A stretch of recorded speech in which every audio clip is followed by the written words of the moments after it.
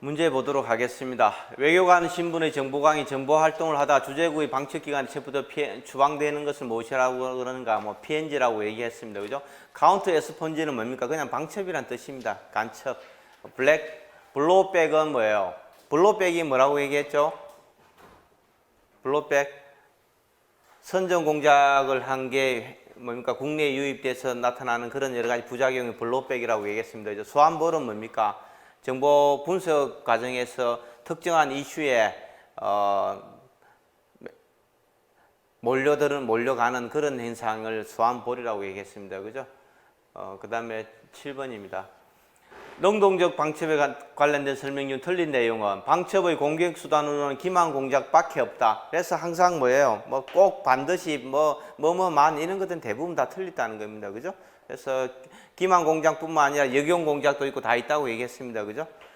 정보 수집 활동은 적성국의 정보 수집 능력을 평가하기 위한 목적이다. 정보원에 대한 지속적인 감시 활동도 능동적 방첩 활동이다. 각종 방어 활동도 방첩에서 중요한 역할을 담당한다. 그래서 이런 것들 다 관련되어 있습니다. 능동적 방첩, PNG, 우리가 아그레망, 타국의 도청기를 찾아내고 정찰기나 정찰 일선을 공격하는 거라든지, 더블 에이전트라든지, 기만 공작, 침투 공작 다 관련됐다고 얘기했습니다. 그죠?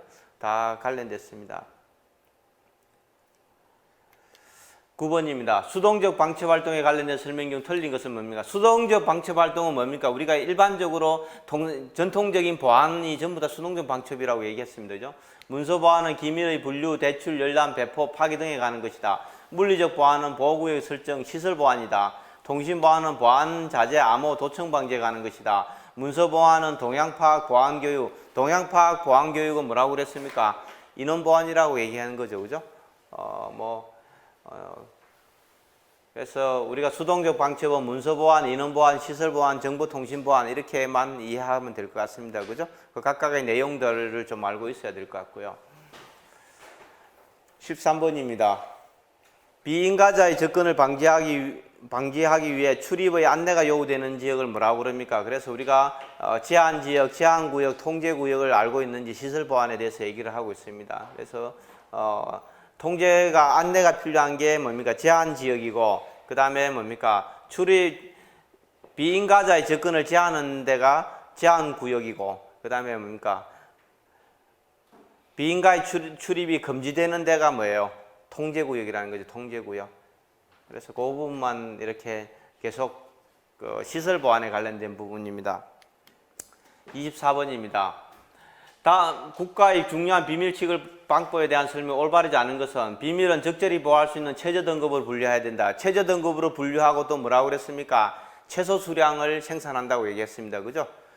해당 비밀 인가자는 자신이 인가된 등급에 해당하는 모든 비밀에 접근할 수 있는 것이 아니라 업무상 관련된 자기에 관련된 업무에 관련된 비밀만 접근할 수 있는 거죠. 비밀은 세부 분류 지침에 의해 독자적 내용에 따라 분류해야 된다. 그렇게 얘기했습니다. 그죠? 독자적 내용에 따라서. 그래서 뭡니까? 비밀이 여러 내용으로 구성된 비밀이라면은 뭡니까? 이 해당 페이지가 2급 비밀로 될 수 있고 3급 비밀로 될 수 있고 대비도 될 수 있고 다 다르다고 얘기했습니다. 그죠? 근데 표지에서는 뭡니까? 이 중에서 가장 높은 등급을 부여하는 거죠. 그죠? 2급이면 2급 비밀을 부여한다는 얘기했습니다. 그죠?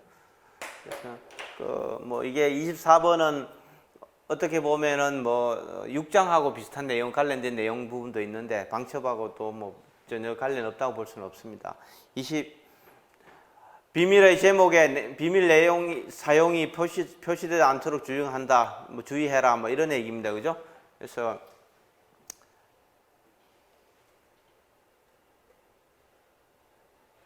요번에 북한 이거 이슈 있으면서 우리 이 얘기 나왔던 게 지금 북한이 우발 사태가 발생하면은 우리가 할 수 있는 게 뭐예요?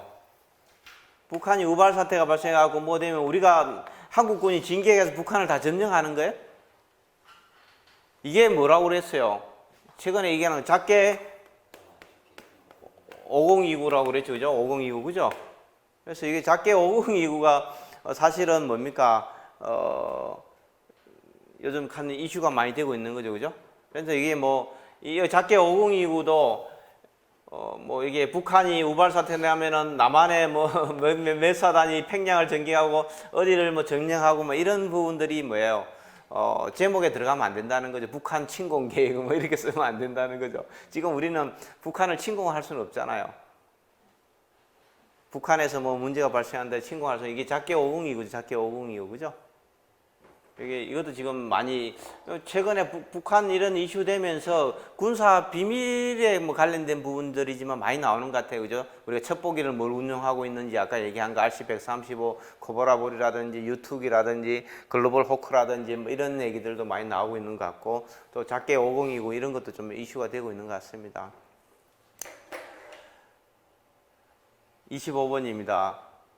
다음 문서 보안에 대한 설명이 올바르지 않은 것은 문서 비밀은 1급부터 4급까지가 아니라 1급부터는 뭡니까? 상급이고 대입입니다. 그죠?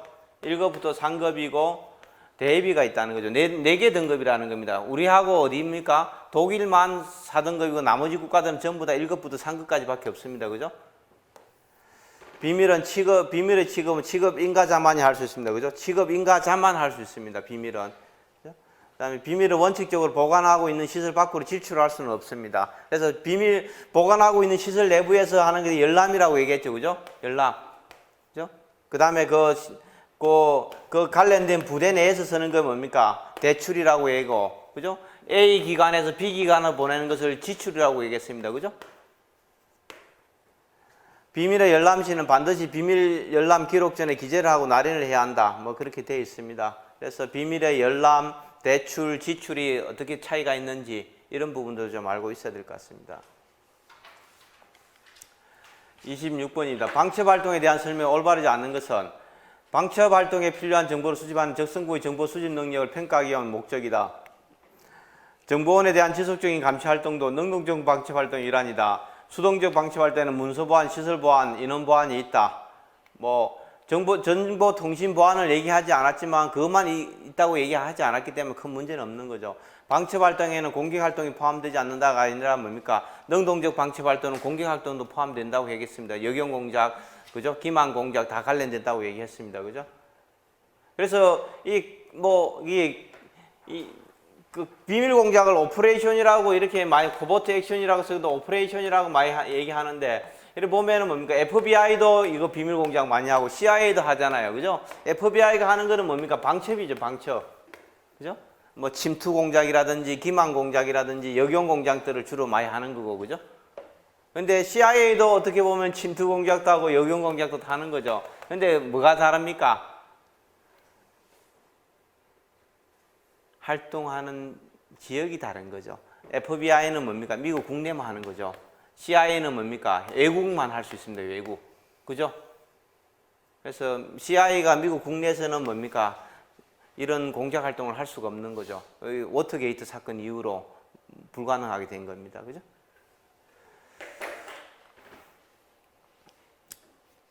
그래서 27번입니다. 보호구역 통제에 관한 설명이 올바르지 않은 것은 뭐냐? 제한지역은 외부 출입자의 동태를 감시하여 출입에 안내 혹은 통제한다. 제한구역은 관계 직원의 출입 통제를 실시한다. 보호구역은 출입이 엄격하게 관리되는 곳은 별도의 통제와 보안이 필요하지 않다. 뭐 보호구역이라고 하더라도 뭡니까? 전체가 다 보호구역인데 별도의 통제가 다 필요한 거죠. 그래서 뭐 여러분들이 가면은 뭐 부대 내도 똑같은 거 아닙니까? 2급 비밀 취급 인가자가 갈 수 있는 데가 있고 3급 비밀 취급 인가자가 갈 수 있는 데가 있고 또 뭡니까? 이 취급 인가 안 받은 사람도 있을 거 아니에요. 뭐 정보 요번에도 뭐 사이버 작전사 그 코로나 걸렸다는 그 직원도 뭐예요? 지원부서면은 뭡니까? 비밀 취급 인가가 없는 거죠. 지원부서가 비밀 취급 인가 받을 필요가 없잖아요. 그렇잖아요. 그래서 별도의 통제와 보안이 필요한 거죠. 자기가 작전실에 있는 그 건물은 못 가는 거죠. 지원 부서가 있는 건물만 출입할 수 있게 되는 겁니다. 별도의 통제와 보안이 필요한 겁니다. 그죠? 통제구역 상근자, 출입이 인가된 자 이외의 출입은 통제해야 된다. 뭐 그렇게 되어 있습니다. 그래서 제한지역, 제한구역, 통제구역 그냥 그렇게 항상 그걸 써놓고 외우는 게 제일 좋습니다. 이 레벨이 다르다는 거죠. 그죠? 제한지역, 제한구역, 통제구역. 그냥 출입에 안내가 필요하고 인가받지 않은 사람 못 들어가고 뭐 이렇게 딱딱 철저히 통제하고 뭐 이렇게 생각하시면 제일 편합니다. 이걸 따로따로 외우기보다는 써놓고 하는 게 제일 좋다는 거죠. 28번입니다. 통신비밀보호법상 안보수사를 위한 통신제한조치 최대 허용기간은 뭐냐? 그래서 우리가 통신비밀보호법을 알고 있는가 뭐 이런 부분들인데 이것도 뭐 제가 봤을 땐 다시 출제하기는 어렵습니다. 당시에 뭐 2008년도 이렇게 보수 정권이 들어서면서 이런 게 시험 문제 나왔었는데 다시는 출제하기 어려울 것 같고요. 그래서 기본적으로 뭡니까? 최대 4개월이고 허가 조건이 존속하면 요건이 존속하는 경우에 4개월, 그래서 8개월 할 수 있습니다. 우리가 국가 안보에 관련돼서는 4개월이고요. 일반 범죄 수사를 위해서는 2개월입니다. 2개월. 범죄 수사를 위해서는 2개월입니다. 그래서 또 마찬가지 이것도 연장할 수 있습니다. 2개월. 그러면 4개월이 되는 거죠. 안보 수사에 관련돼서는 통신 제한 조치를 감청한다는 얘기죠. 감청하는 것은 안보 수사는 8개월이고 최대. 범죄 수사는 뭡니까? 4개월입니다. 맥스로 최대로 할 수 있는 게.